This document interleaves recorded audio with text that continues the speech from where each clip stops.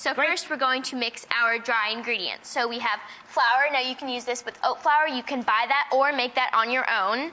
Some just cinnamon. grind the oats, sure. Yep. Yeah, exactly. Baking powder. And some brown sugar. Okay, so once we mix that up, we're going to move over here to our wet ingredients. So we have eggs, we've got vegetable oil, we have milk, and then we're going to add some of our homemade applesauce. Okay, cool. And the carrots too, right?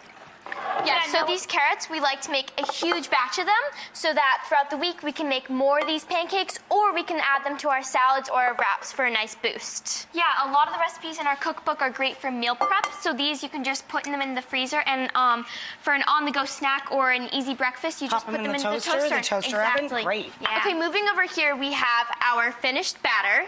And now we don't like to buy our own shredded carrots because we find that they're too dense. Right. They're too thick and they don't cook well. So you just grate them on your box grater.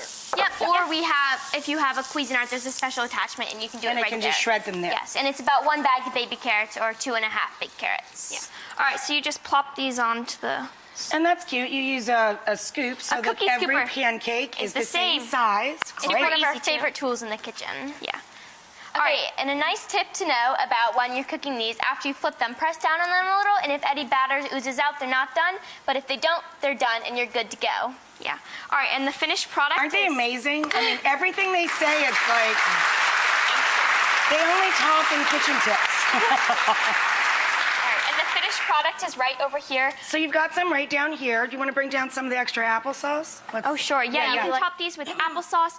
You know, this recipe actually came, our parents' wedding cake was carrot cake, and we love carrot cake so much. So we were like, why not have it for breakfast? Adapt it so you can have it for breakfast every day. That's fun. Exactly, and healthier version. So the first thing we're going to be doing is making our applesauce, which is super easy, just 2 ingredients. And what's really nice about it is no one likes bruised apples, right? Right. So you can just throw them right into here, and then you don't have to. You can't You don't worry about it, right?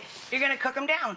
Yes, and then what's great about this is that you can add cinnamon or pears to make it the flavor applesauce and consistency that you want. Yeah. Great. So you just simmer this, and then this is the final product. Yummy. Yeah. All right, and then. And healthy and no added sugar. Yep. Yeah. You mash that down. You know, we like to put it in our food processor, but you can just mash it with a fork And to it get looks the like this desired guy here. consistency.